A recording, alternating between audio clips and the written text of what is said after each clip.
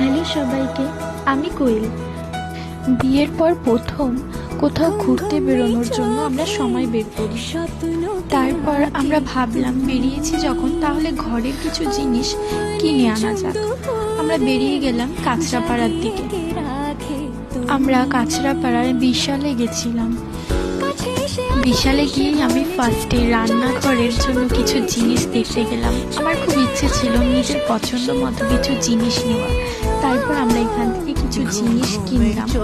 এখানে কিছু প্লেট, বাটি এগুলোও দেখছিলাম। আমার পছন্দ মতো কিছু জিনিস নেওয়ার পর আমরা ওপরে চলে গেলাম যেখানে খাবার জিনিস ছিল। এখান থেকে কিছু জিনিস নিয়ে আমরা ক্যাশ কাউন্টারে যাই। তারপর আমরা বেরিয়ে পড়ি আবার।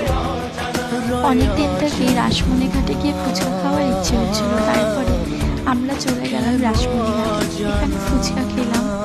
তারপর একটু টাইম বসে আবার আমরা বেরিয়ে পড়লাম বাড়ির দিকে। ওয়েদার খারাপ হয়ে আসছিল, তারপর তাড়াতাড়ি আমরা বাড়ির দিকে চলে এলাম।